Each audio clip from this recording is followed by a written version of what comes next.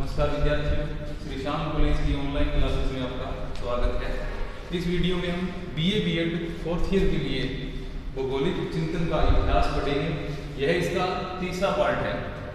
दूसरे पार्ट में हम भूगोल विषय की प्रकृति पढ़ रहे थे। हमने जाना कि भूगोल विषय में क्या क्या चीज़ें पढ़ी जाती हैं और भूगोल विषय की प्रकृति कैसी है। भूगोल विषय की प्रकृति व्यापक है और इसमें किसी एक पहलू को नए करके भूतल के विभिन्न पहलुओं को जाना जाता है, उनके बारे में पढ़ा जाता है। तो इस प्रकार भूगोल एक व्यापक विषय है और यह अन्य विषयों के साथ अन्य जो विषय है जैसे भौतिक विज्ञान के विषय या विज्ञान के विषय हैं, सामाजिक विज्ञान के विषय हैं, उनके मध्य सेतु बंधन का कार्य करता है। अर्थात उनकी विषय वस्तु को इसके साथ में जोड़ करके या भूगोल के साथ में जोड़ करके अच्छे से समझा जा सकता है, पढ़ा जा सकता है। इस वीडियो में हम भूगोल का विषय क्षेत्र जानेंगे। भूगोल का विषय क्षेत्र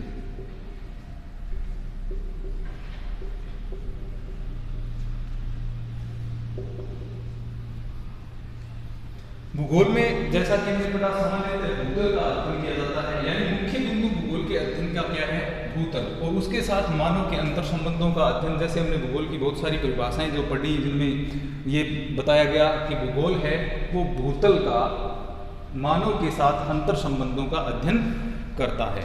भूगोल की विषय वस्तु का विकास एक लंबे काल का परिणाम है, एक लंबे अध्ययन का परिणाम है। भूगोल का जो विषय क्षेत्र है वो प्रारंभ में संकुचित था, धीरे धीरे वह एक क्षेत्र विशेष से बढ़ते हुए पूरे विश्व को अपने अंदर समाहित करने लगा और उसके विभिन्न पहलुओं को अपने अंदर समाहित करने लगा। इस प्रकार भूगोल का विषय क्षेत्र है वो धीरे धीरे बढ़ता गया। द्वितीय विश्व युद्ध की अगर हम बात करें, उसके पश्चात के काल की हम बात करें, तो भूगोल की विषय वस्तु में बहुत ज़्यादा बदलाव देखने को मिला, यानी बहुत ज़्यादा प्रगति इसमें हुई, बहुत ज़्यादा व्यापकता इसमें आई। इसका क्षेत्र है वो लगातार बढ़ता गया। इसमें बहुत सारे आवश्यक परिवर्तन हुए, इसका विस्तार हुआ। तो धीरे धीरे कालक्रम में इसका विस्तार होता गया और इसकी विभिन्न शाखाओं, भूगोल की विभिन्न शाखाएं हैं। जैसे मुख्यतः हम देखें विभिन्न शाखाएं, जैसे भूगोल को प्रारंभ में दो भागों में, भौतिक भूगोल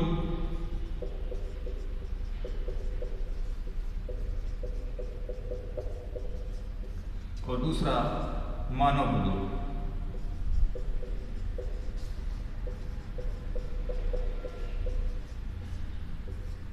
तो ये दो शाखाओं में बांटा गया। फिर इससे विभिन्न प्रकार की अन्य जो शाखाएं हैं वो निकलती चली गई। भौतिक भूगोल में अन्य जो क्षेत्र विशेष के बारे में पढ़ना, प्रादेशिक भूगोल जैसी शाखाएं विकसित होती चली गई। मानव भूगोल में जो अन्य शाखाएं हैं, यानी भूगोल की अनेक शाखाएं बटी, जैसे भौतिक भूगोल है, मानव भूगोल है, इनसे भी अलग शाखाएं निकली, जैसे कृषि भूगोल, आर्थिक भूगोल, सांस्कृतिक भूगोल, राजनीतिक भूगोल। तो इस प्रकार से विभिन्न प्रकार की इसकी शाखाएं निकलती चली गई और इन शाखाओं और विभिन्न अध्ययन के जो उपागम हैं, जो विधियां हैं, उनके विकास से भूगोल का विषय क्षेत्र है वो विस्तृत होता चला गया, यानी इसके विषय क्षेत्र में और ज़्यादा बढ़ाव या निखार देखने को मिला। क्योंकि भूगोल एक सजीव, सक्रिय और प्रगतिशील विषय है। भूगोल एक सजीव, सक्रिय एवं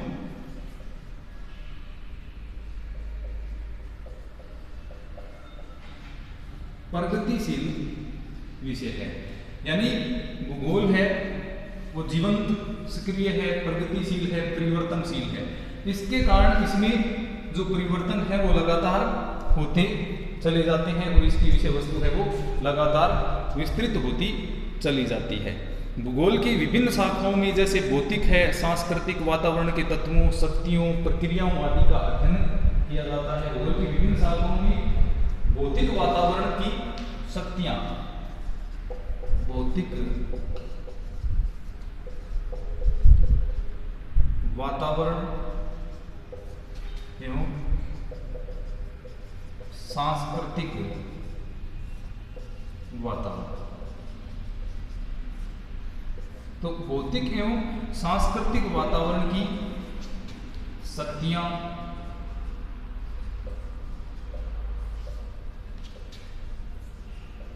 प्रक्रियाएं तथा परिमाण, इन सभी का अध्ययन करना भूगोल का विषय क्षेत्र है। यानी भौतिक वातावरण का जो विकास हो रहा है उसके पीछे कौन सी शक्तियां कार्यरत हैं, उनकी कौन सी प्रक्रियाएं हैं, वो कितनी मात्रा में है, परिमाण उनका कितना है, सांस्कृतिक वातावरण का विकास किस प्रकार हो रहा है, उसकी शक्तियां कौन कौन सी, उसके पीछे क्या शक्तियां कार्य करती हैं, कौन सी प्रक्रियाओं के द्वारा उसका विकास हो रहा है और कितनी मात्रा में उसका विकास हो रहा है, कितनी मात्रा में उसका निर्माण हो रहा है, ये सारी चीज़ों का अध्ययन करना भूगोल की विषय क्षेत्र में या विषय वस्तु में आता है। पृथ्वी तल के जो विभिन्न लक्षण होते हैं, विशेषताएं होती हैं, पृथ्वी तल के विभिन्न लक्षण,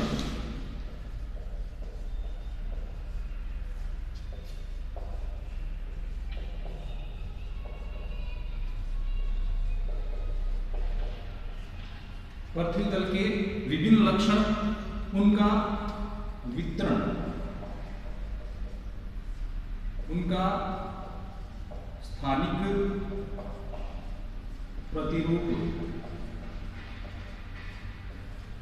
इन सारी चीजों का अध्ययन भी भूगोल के विषय क्षेत्र के अंतर्गत आता है। यानी पृथ्वी तल के जो विभिन्न लक्षण हैं, जैसे हम सामान्यतः देखें तो अपने आसपास में जितनी प्रकार के उच्चावच हैं, पर्वत, पठार, मैदान, उसके अलावा नदियां हैं, जलाशय हैं, झीलें हैं, ये सारी चीजें, और इसके अलावा मानव के द्वारा जो सांस्कृतिक भूदृश्य निर्मित किए गए हैं, उन सभी के लक्षण क्या है, उनकी विशेषताएं क्या है, वितरण, वो किस प्रकार भूतल पर फैले हुए कौन से क्षेत्र में कौन से स्थल रूप पाए जाते हैं और कितनी मात्रा में पाए जाते हैं, किस प्रकार उनका विकास हुआ है, और स्थानिक प्रतिरूप यानी स्थान विशेष पर उनका प्रतिरूप कैसा है, स्थान रूप पर उनकी प्रकृति कैसी है, स्थान विशेष पर, ये सारी चीजों को जानने का जो कार्य है वो भूगोल के विषय क्षेत्र के अंतर्गत आता है। तो इस प्रकार भूगोल का जो विषय क्षेत्र है वो व्यापक है, और इसी विषय क्षेत्र के ये जो हमने पढ़ा कि पृथ्वी तल के विभिन्न लक्षण, वितरण, स्थानिक प्रतिरूप, इन सभी का अध्ययन करने का मुख्य उद्देश्य क्या है? मुख्य उद्देश्य क्या है? मानव हित। यानी भूगोल है वो पृथ्वी तल के विभिन्न लक्षणों, उनके वितरण और जो लक्षणों का विकास किस प्रकार हुआ, उनका वितरण कैसे है, उनका स्थानिक प्रतिरूप कैसा है, और किस प्रकार से वो मानव जीवन से जुड़े हुए हैं और मानव जीवन को प्रभावित करते हैं, इन सभी चीजों का अध्ययन किया जाता है। और वह अध्ययन किस लिए किया जाता है? मानव हित के लिए, ताकि हम किसी क्षेत्र विशेष का अध्ययन करें, मानव हित में उसका अध्ययन करते हुए हम ये जाने कि किस प्रकार मानव का कल्याण किया जा सकता है। इन चीजों के बारे में जान करके विभिन्न प्रकार की योजनाएं बना करके किस प्रकार मानव समाज का कल्याण किया जा सकता है। यानी ये सब जो चीजें हैं इनका उद्देश्य क्या है? मानव हित और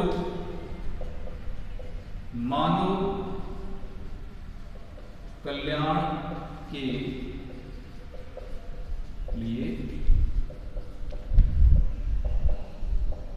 योजनाओं का निर्माण, यानी इन सारी विशेषताओं, लक्षणों, प्रारूपों के बारे में जान करके, यानी किसी क्षेत्र विशेष की जलवायु, वहां की मृदा, वहां की वनस्पति और वहां की अन्य चीजों के बारे में जानकारी प्राप्त करके किस प्रकार मानव हित में कार्य किया जा सकता है, उन विशेषताओं का किस प्रकार मानव कल्याण के लिए प्रयोग किया जा सकता है, किस प्रकार मानव कल्याण के लिए योजनाएं बनाई जा सकती हैं, इस सभी का अध्ययन करना ही भूगोल का क्या है? विषय क्षेत्र है। भूगोल की कुछ आधारभूत संकल्पनाएं हैं, विषय क्षेत्र के अंदर कुछ आधारभूत संकल्पनाएं भूगोल में विकसित हुई हैं। भूगोल की आधारभूत संकल्पनाएं,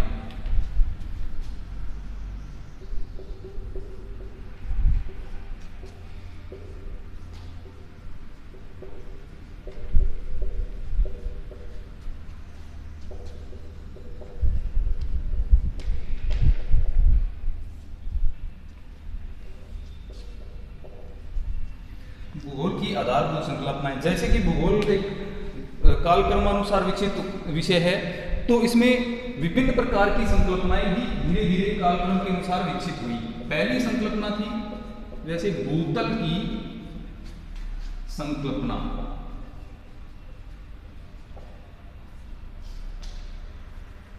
भूतल की संकल्पना। यानी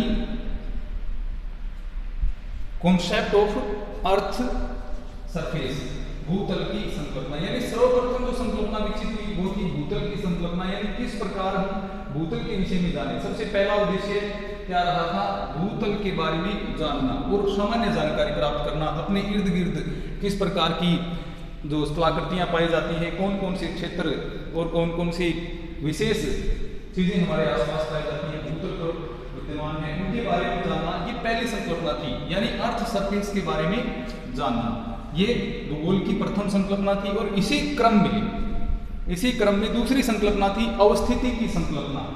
अवस्थिति का मतलब लोकेशन, अवस्थिति की संकल्पना।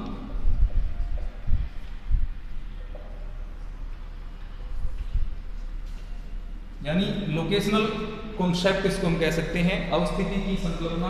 यानी भूतल पर पहले हमने ये जाना कि कौन कौन सी चीजें पाई जाती हैं, अवस्थिति में हमने ये जाना कि कहाँ पाई जाती हैं, उनकी स्थिति क्या है। यानी जो भी हमें स्थल रूप विभिन्न प्रकार के देखने को मिल रहे हैं भूतल पर, जो विशेषताएं, विशेष लक्षण जो भूतल पर देखने को मिल रहे हैं, उनकी अवस्थिति क्या है, यानी वो कौन से क्षेत्रों में पाए जा रहे हैं, उनकी लोकेशन क्या है, उनकी अवस्थिति क्या है, उनका स्थान कौन सा है, कहाँ वो मिल रहे हैं। उसके बाद स्थानिक वितरण की संकल्पना,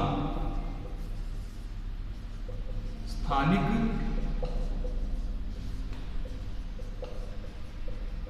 वितरण की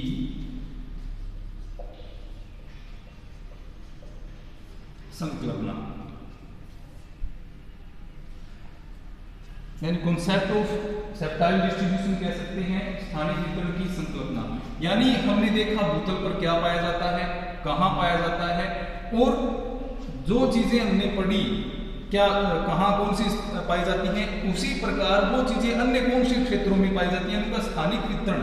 यानी हमने देखा किसी क्षेत्र विशेष में कोई पठार या पर्वतीय क्षेत्र पाया जाता है, तो उस प्रकार की जो अन्य स्थलाकृतियां हैं, यानी पर्वत, पठार वगैरह, और कौन कौन से क्षेत्रों में पाई जाती है, उनका स्थानिक वितरण, यानी कौन से क्षेत्र में किस प्रकार से उनका वितरण हुआ है, उसके बारे में पढ़ना। उसके अलावा क्षेत्रीय विभिन्नता की संकल्पना,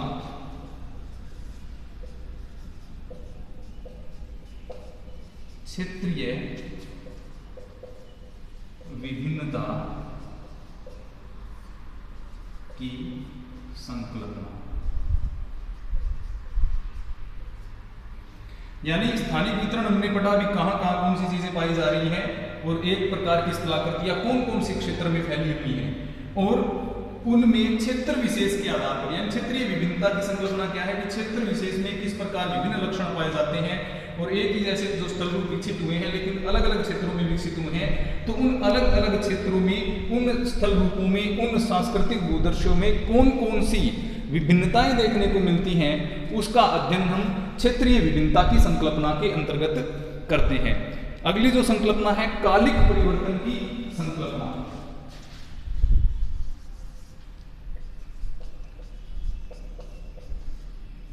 कालिक परिवर्तन की संकल्पना, यानी जो क्षेत्र विशेष में चीजें पाई जाती हैं उनमें समय का क्या प्रभाव पड़ता है, यानी इस संकल्पना को हम समय के संदर्भ में पढ़ते हैं। यानी जो स्थलाकृतियां, जो भूस्वरूप, जो चीजें हमने पढ़ी, उनमें किस प्रकार से समय के अनुसार परिवर्तन होता है। जिन स्थल रूपों के बारे में, जिन चीजों के बारे में हमने जाना भूतल के ऊपर, उनमें समय के साथ किस प्रकार के परिवर्तन हो रहे हैं, उनमें क्या क्या बदलाव हो रहे हैं, इसका अध्ययन कालिक परिवर्तन की संकल्पना के अंतर्गत किया जाता है। तो ये भूगोल की आधारभूत संकल्पनाएं हैं, जिसमें पहली संकल्पना भूतल की संकल्पना, दूसरी अवस्थिति की संकल्पना, तीसरी स्थानिक वितरण की संकल्पना, फिर क्षेत्रीय विभिन्नता की संकल्पना, और उसके बाद कालिक परिवर्तन की जो संकल्पना है वो हमने पढ़ी। भूगोल का जो विषय क्षेत्र है उसको इन संकल्पनाओं के माध्यम से आसानी से समझा जा सकता है कि किस प्रकार इसका प्रारंभ कौन सी चीजों से होता है और क्या क्या चीजें जानने का यह प्रयत्न करता है, किस प्रकार यह प्रयत्न करता है। जैसे हम देखें कि भूगोल है वो अभिज्ञान, तकनीकी आदि जो प्रक्रियाएं हैं उनसे होते हुए अपने विषय क्षेत्र का अध्ययन करता है। यानी अभिज्ञान, लर्निंग, उसके बाद इसका तकनीकी क्या होती है और उसके बाद योजना।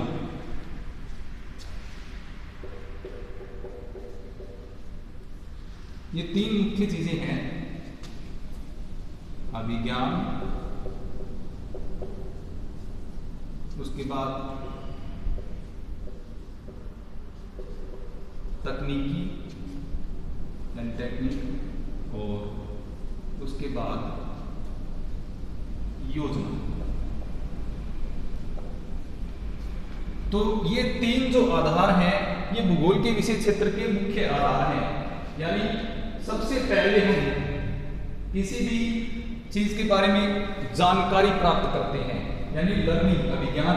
ये सबसे पहले किसी भी विषय, किसी भी लक्षण के बारे में हमें सबसे पहले जानकारी प्राप्त करनी है। उसके बाद तकनीकी यानी उसका विकास किस प्रकार हुआ है उसके बारे में हमें जानकारी प्राप्त करनी है। तकनीक कह सकते हैं इसका, यानी किस प्रकार उसका विकास हुआ है, कौन कौन से तरीकों से कौन कौन सी शक्तियां उसके पीछे कार्यरत रही है।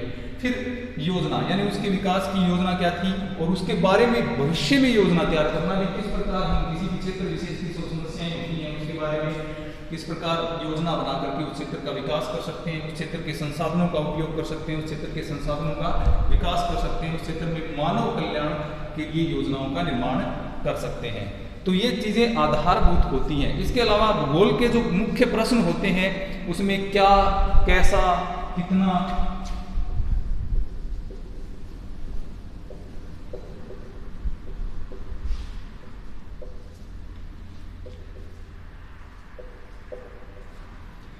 तो ये भूगोल के मुख्य प्रश्न, यानी भूगोल है वो जानकारी प्राप्त करना चाहता है क्या चीज है, प्रकृति कैसी है, कितना है, क्यों है, कहां है, कब है, क्यों, कहां और कब। ये चीजें एक दूसरे से आपस में जुड़ी हुई हैं। यानी ये सारी चीजों के बारे में इस प्रकार के जो प्रश्न हैं उनका समाधान ढूंढने का प्रयास करना भूगोल का विषय क्षेत्र है। तो क्या का अर्थ है किसी चीज को जानना, यानी वह चीज क्या है। कोई नई स्थलाकृति के बारे में जानना या अपने आसपास की चीजों के बारे में जानना भी, हमारे आसपास में कौन कौन सी चीजें हैं और कौन कौन से स्थल रूप हैं, कौन कौन सी भौगोलिक परिस्थितियां हमारे आसपास में हैं। कैसा यानी प्रकृति कैसी है, यानी उसका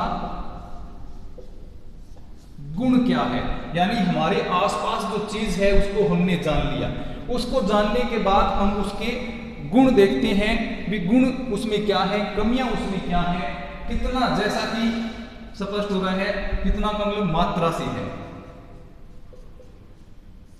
कितना इसका मतलब मात्रा, यानी जो चीज हमने जानी उसमें क्या गुण है और उसकी मात्रा है वो कितनी है। तो ये इसके बाद जो क्यों है उसका कारण, क्यों का अर्थ क्या है, यहां पर क्या पूछ रहा है, कारण, यानी जो चीज हमने जानी उसमें क्या गुण है, उसकी मात्रा कितनी है और उसके गुण, मात्रा, जो प्रकृति उसकी है वो क्यों है, उसका क्या कारण क्या है और उसका विकास किस प्रकार हुआ है, कहां यानी उसकी लोकेशन क्या है, अवस्थिति क्या है, यानी उसकी स्थिति क्या है, किस जगह पर उपलब्ध है और किसी और ऐसे कौन से स्थान है जहां पर वह उपलब्ध है और स्थान विशेष पर ही क्यों उपलब्ध है। ये सारी चीजें जानना। और उसके अलावा जो कब का मतलब क्या होता है, काल से, समय से जुड़ा हुआ। कब जो शब्द है वो किससे जुड़ा हुआ है, समय से, काल या समय।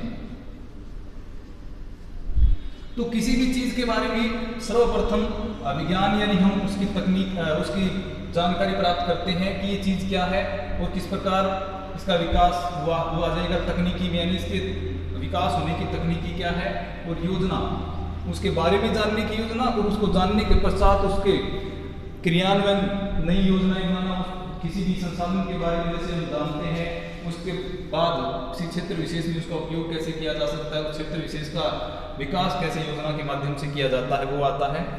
तो इस प्रकार भूगोल है वो क्या, कैसा, कितना, क्यों, कब, कहाँ, कब आदि जो प्रश्न है वो किसी विषय वस्तु के बारे में जानने का प्रयत्न करता है, और जिससे हमें जानना उसके गुणों के बारे में, उसकी मात्रा के बारे में, उसका कारण, उसकी स्थिति।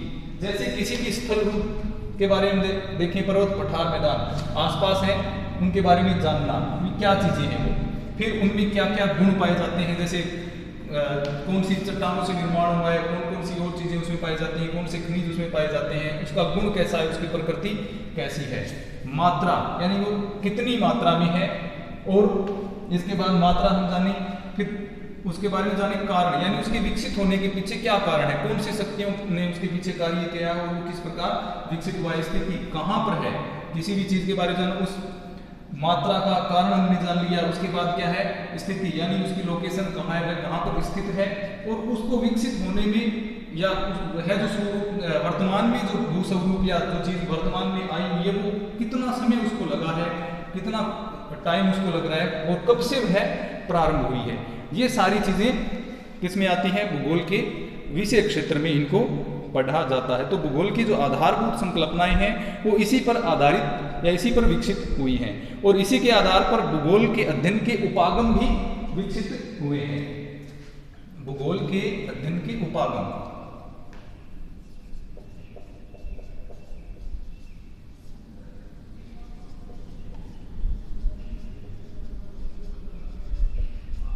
अध्ययन के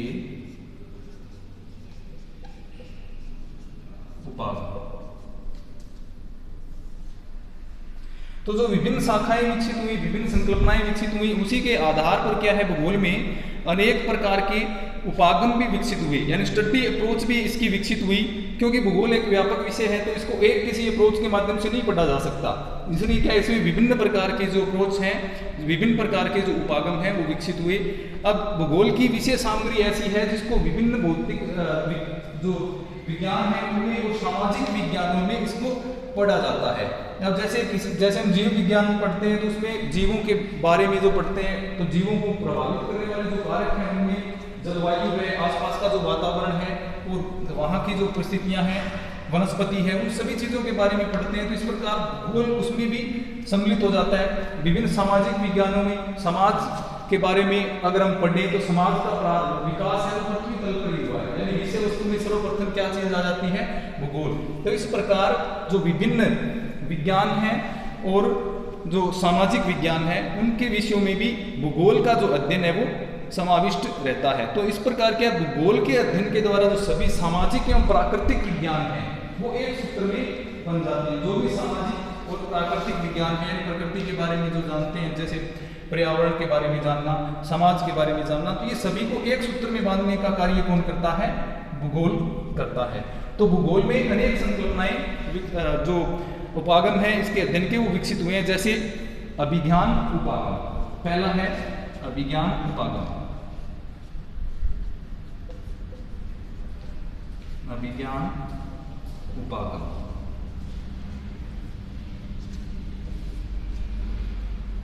अभिज्ञान उपागम यानी लर्निंग अप्रोच, किसी भी चीज के बारे में जानना।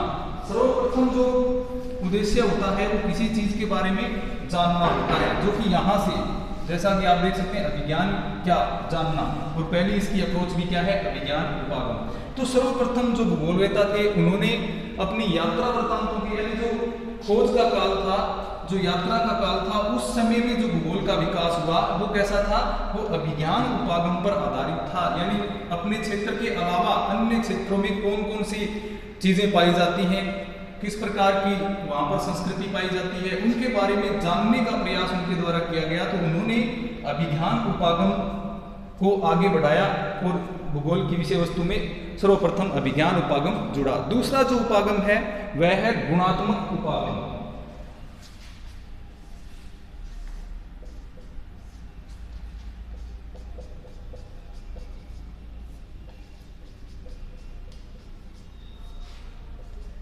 गुणात्मक उपागम यानी जो चीजें जानकारी हमने जिनके बारे में प्राप्त की उनके मध्य तुलनात्मक अध्ययन करना, कौन से भी किस प्रकार के गुण पाए जाते हैं, कौन से भी क्या कमी पाई जाती है। तो तुलनात्मक जब अध्ययन प्रारंभ हुआ तो उससे गुणात्मक जो उपागम है उसका विकास हुआ, यानी दो चीजों के मध्य तुलना करने से हमें उसके गुणों की और उसकी कमियों का पता चलता है, जिससे क्या है नया एक उपागम विकसित हुआ, वह था गुणात्मक उपागम। उसके बाद जैसे कैसा, यानी दूसरा जो प्रश्न है भूगोल का वो है कैसा, जो चीज हम पढ़ रहे हैं, जिस चीज के बारे में हम जानकारी प्राप्त कर रहे हैं, कोई सफल रूप है उसके बारे में हम जानकारी प्राप्त कर रहे हैं, किसी सांस्कृतिक प्रदेश के बारे में जानकारी प्राप्त कर रहे हैं, तो उसमें गुण कैसे पाए जाते हैं, यानी दूसरा जो उपागम हुआ वो गुणात्मक उपागम हो गया। तीसरा जो उपागम है वह है मात्रात्मक उपागम।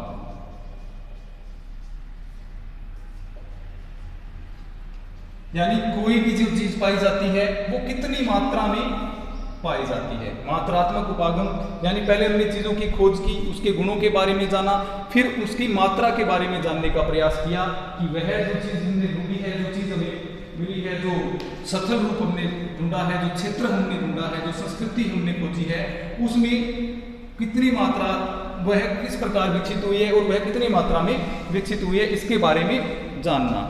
फिर है विश्लेषणात्मक उपागम, यानी जो चीजें हमने खोजी उनका विश्लेषण करना, भली भांति उनकी जांच परख करना।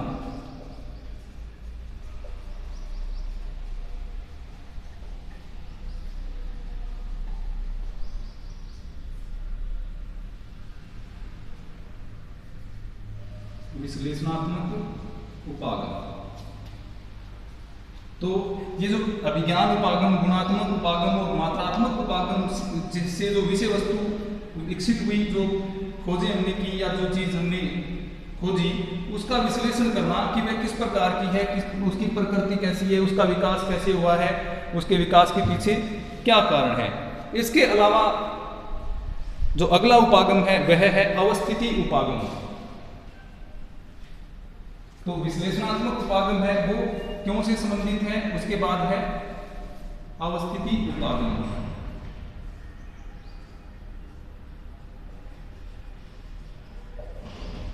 अवस्थिति उपागम यानी हमने स्थल रूपों के बारे में खोज की, नई चीजों की खोज की, उनकी अवस्थिति क्या है, यानी कहां पर वो स्थित है, उनकी अवस्थिति के बारे में ढूंढना, उसकी अवस्थिति के बारे में बताना। यह भूगोल का पांचवा उपागम। इसके बाद छठा जो उपागम है वो है कालिक उपागम, यानी कब जो क्षेत्र विशेष, जो स्थल रूप विशेष हमने ढूंढा उसका विकास कब, कैसे, कितने समय में हुआ है, वो पढ़ा जाता है कालिक उपागम में। तो इस प्रकार हमने देखा कि भूगोल के जो प्रश्न हैं उनके आधार पर भूगोल में अनेक उपागमों का विकास हुआ है। इसके अतिरिक्त कार्यात्मक उपागम यानी कार्य पर आधारित उपागम, संरचनात्मक उपागम, व्यवहारात्मक उपागम और पारिस्थितिकी उपागम आदि उपागमों का भूगोल में विकास हुआ है। इस प्रकार हमने देखा कि भूगोल का जो विषय क्षेत्र है वो एक व्यापक विषय क्षेत्र है और इसमें विभिन्न सामाजिक विज्ञानों और जो विज्ञान है उससे संबंधित बहुत सारी चीजों का अध्ययन इसमें किया जाता है। तो इन उपागमों के माध्यम से हम समझ सकते हैं कि भूगोल का विषय क्षेत्र एक व्यापक विषय क्षेत्र है। अगले कालांश में हम भूगोल के एक नए बिंदु के साथ उपस्थित होंगे। धन्यवाद।